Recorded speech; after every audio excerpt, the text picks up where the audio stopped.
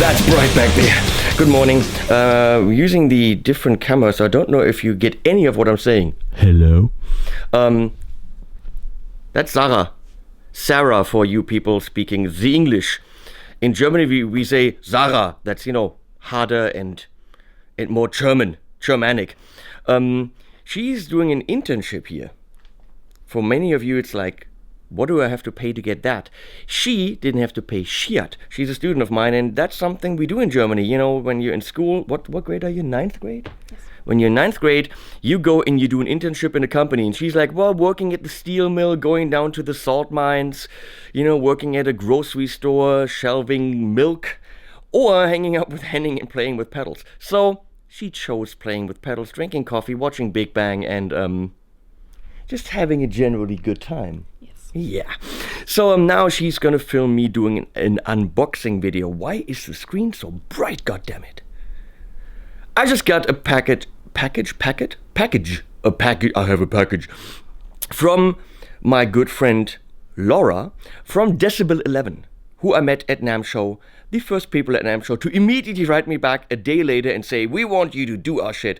So she sent me stuff. Paid $22 in customs, but you know what? I'm gonna eat that. That's okay. So we're gonna see what she sent me. And Laura? That's not Laura. That's Sarah. Me and names. It's gonna film this. We have our trusty unboxing knife. To cut the very nice leather furniture. Blah blah blah. Display blah. I can probably tax deduct the customs. And we skillfully open this without cutting the couch. And we have more packing slips. That looks like it should have gone on the outside.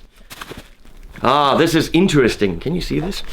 I asked them to send this to me because I'm going to be doing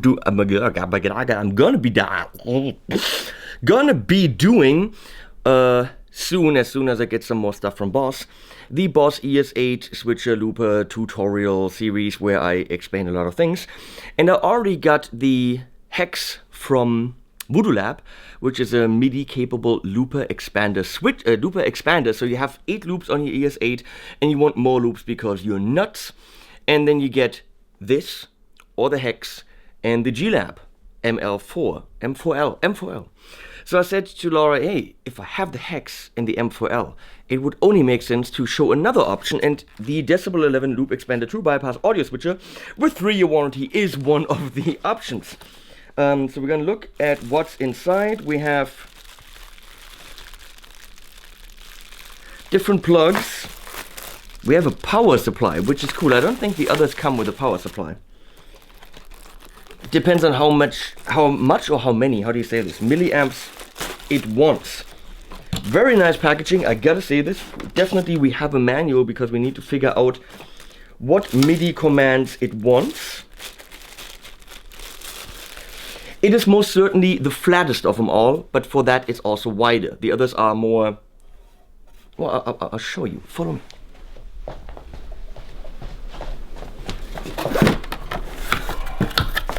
Follow me back. Oh, almost. The M4L is under the board. Looks similar to the hex. So we have 2 rows of pluggies, MIDI.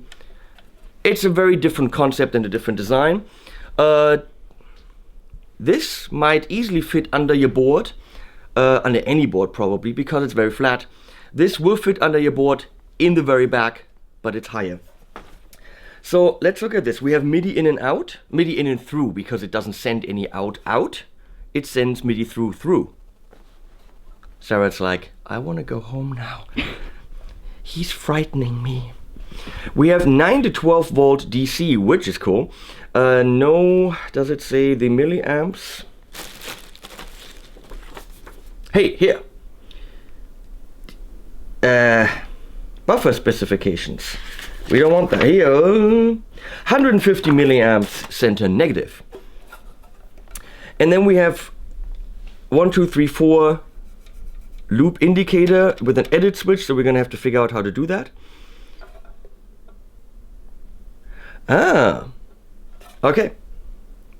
Output no. Input, output A, output number. What? I'm confused. I always try to figure this stuff out just by looking at it. So we have input. You can have the buffer in or out, so it is bufferable or non-bufferable. Input, we have loop 1, 2, 3. They say pedal 1, 2, 3, but obviously you can put 5 pedals in a loop. It's all up to you how crazy you are. So 3 pedals here and output A. And then we have pedal 4 on the back simply because there wasn't enough space. That's why it's nicely compact. But then we have also output number... Huh? Let me see if I find anything about this, because why is there a second output? Ah, pedal loop 4 can also used as a switch, as a control switch. So that's kind of nice. Pedal loop 4 can be used as an A-B switch. So this goes, the output no, I don't know what that means, goes to your amp, and then there's output A. So what is output A for? Well, you know what, I can't figure it out right now. Ah, follow me. If you're using loop number 4 to be used as a switch to switch your channels, your amp's channel, which is possible, then do not use this output, use this output. This is very German, this.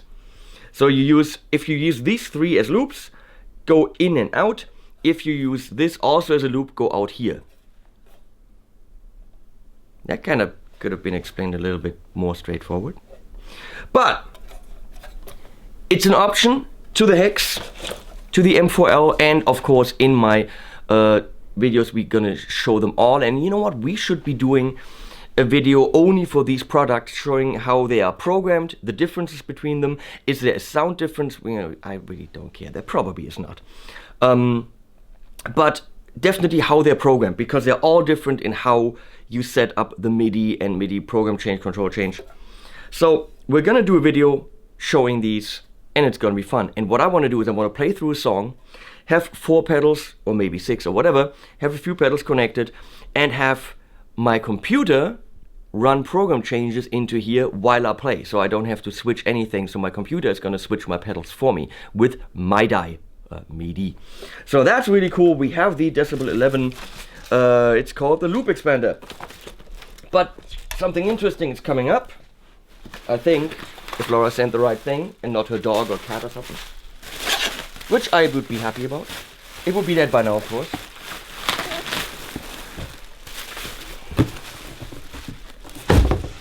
This is a super interesting product, and it's colorful. It's the pedal palette, which makes sense why that's now painted, because it's called the pedal palette. It's a 4-pedal loop switcher. So, is 4 really enough? Very likely not. But it's not 4 pedals, it's 4 loops, so you can put anything in there. The very special thing about it, okay, again, comes with a power supply.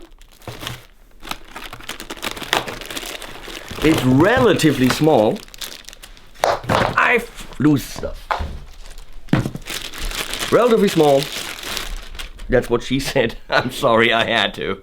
Not what she said, that's what Leslie says. It has a lot of switches. Holy flying crapola. So, this is a... Ooh, I can peel off things. Do you want to peel it off? Of course. Come on. Oh yeah, show how you peel that off. Oh yeah. Nice. The intern gets to do the good stuff, but I saw another one. This is mine. This is all mine. Oh yeah. Come here, baby. So back to what it does. It looks freaking complicated. Apparently you can, like now on the ES8, you can switch pedal order. You can swap loops 3 and 4. You can swap loops 1 and 2, and then you can swap groups 1 and 2 and 3 and 4. So you have a lot of options as to how your board is structured without replugging anything. There is buffer, tails in and out, phase, parallel, and parallel. You can have loops in parallel. And again here, there's an invert and a parallel mode and a parallel mode and so each loop can... What? So you could have pedals in parallel like the ES8, but this is and it has MIDI in and out. So we could actually take this, maybe. We're gonna have to figure out what MIDI signals it sends out. It wants 300 milliamps, 12 volt DC, very important. Most loopers want 9. You have to know 12 volt DC, so use the included power supply or use a power supply that gives you 12 volt, 300 milliamps. It's got a tuner out. We got input 1, 2, 3, 4 loops, output, that's all there is, no switching functions. Maybe there's a switching function as on the looper, something, you know what I mean. Store edit, that's for MIDI. There's banks, there's a lot of stuff on here, and it looks nice in the red. So we're gonna build a small board for this and show what it can do and what the benefits and not so benefits of switching pedals are in their order. Primarily probably be good for compressors, EQs, or stacking pedals like drives and distortions in different order. This could be a playground for any pedal nerd that wants to explore everything about their sound. Might even be good, seriously, to have as a second looper, because 4 pedals isn't really that much, but you might want, seriously, to have this as your first looper for your drives and EQ and comp, and then have this in a loop of your main looper, where before a song you go, okay, I want this pedal order, click, and now you have this in loop 1 of your main looper, where you decide whether you want this setup. You know what I'm talking about. So this is the pedal palette from Decibel 11. I need more coffee. Thanks, Laura. I will not disappoint you. I will definitely make you a killer video as soon as I've got time. And as soon as I figure out what the crapola this does and what all these switcheroonies do. I can already tell you this is something you want to dive into, spend time with. This is not the thing you throw on the floor and just use. You want to also know, what am I gonna do with it? I could do this. You have to be a little bit of a mad professor kind of thing, which I should give it to Sarah and say, figure it out. And she's like, no! I don't even know what an overdrive is yet! No! So maybe not. Coming up, Sarah is going to tell you everything next week about the Clone Centaur and the Clone Clones. She's going to do that with Kiana. 2 cute girls talking about, you know, one of the most hyped drive types there is, because I don't know shit about it. So they're going to do it. That's coming up next week. Look forward to that. Bye-bye.